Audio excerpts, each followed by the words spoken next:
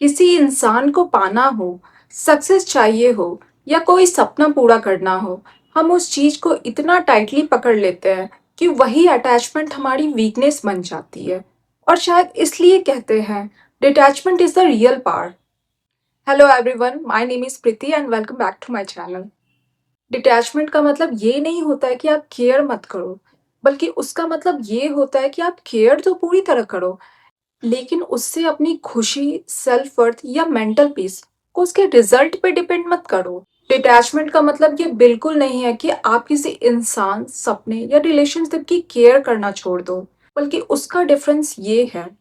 अगर मैं किसी चीज के साथ अटैच हूँ, तो मैं कहूंगी कि मुझे ये चीज चाहिए ही चाहिए, वरना मैं खुश नहीं रह सकती। बट द डिटैचमेंट इज, मुझे ये जरूर चाहिए और मैं इसके लिए पूरी मेहनत भी करूंगी, पर अगर ये मुझे नहीं मिला अभी, तो मैं टूटूंगी नहीं। Stop filling your void with them, मतलब अपनी अंदर के खालीपन को किसी और से भरना बंद करो।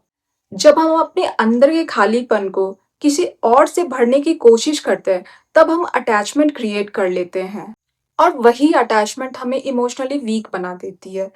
पहले खुद को पूरा बनाओ, फिर किसी को अपनी जिंदगी का हिस्सा बनाओ एंड उन्हें कंट्रोल करना बंद करो। जब हम किसी को कंट्रोल करते हैं कि वो क्या सोचेगा, किस तरह से बिहेव करेगा, कितना टाइम देगा या हमें कितना इम्पोर्टेंस देगा, तो हम खुद की मेंटल पीस खो देते हैं। सच बात यह है कि आप किसी और को कंट्रोल नहीं कर सकते हैं। आप सिर्फ अपने एक्शन और रिएक्शन को कंट्रोल कर सकते हैं। जिस दिन आप लोगों पे कंट्रोल करना छोड़ दोगे, उस दिन आप अपनी जिंदगी में कंट्रोल पाना शुरू कर दोगे। स्टॉप क्लिंगिंग, मतलब जरूरत से ज्यादा चिपकना, इमोशनली किसी पे डिपेंड हो जाना, या किसी को या किसी चीज को छोड़ नहीं पाना। जिस रिश्ते में आजादी कम और डिपेंडेंसी ज्यादा हो जाती है, वहां प्यार धीरे धीरे बोझ बनने लगता है। जितना ज्यादा तुम उसको पकड़ के रखोगे, उतनी ही जल्दी वो तुमसे दूर होने लगेगा। Stop being vulnerable. वनरेबल होना गलत नहीं है, लेकिन हर किसी के सामने अपना दिल खोल देना और बिना किसी ट्रस्ट के अपनी फीलिंग शेयर कर देना।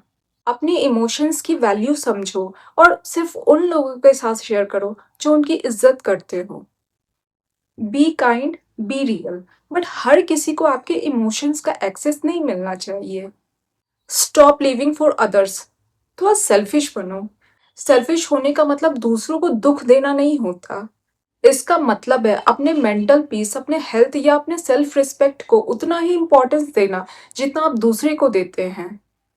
अगर आप खुद ही इमोशनली खाली हो जाओगे, तो किसी और को क्या दे पाओगे। अपनी मेंटल बाउंड्रीज को लेके बहुत क्लियर रहिए। आप जब अपनी बाउंड्रीज को स्ट्रिक्ट बनाते हैं, तब लोग शायद आपको सेल्फिश या रूड बुलाएंगे, बल्कि सच ये है कि बाउंड्रीज बनाना किसी और को दूर करना नहीं, बल्कि खुद को प्रोटेक्ट करना होता है। जहाँ बाउंड्रीज होती है, वहाँ सेल्फ रिस्पेक्ट भी होती है। जब तुम एक्सपेक्टेशन, कंट्रोल और इमोशनल डिपेंडेंसी छोड़ दोगे, तब तुम किसी और को नहीं, खुद को जीत लोगे। और यही है असली डिटैचमेंट। और आखिर में तुम्हें एहसास होगा कि जिस सुकून को तुम ढूंढ रहे थे, वो हमेशा से तुम्हारे अंदर ही था। मिलते हैं नेक्स्ट वीडियो में। Thanks for watching.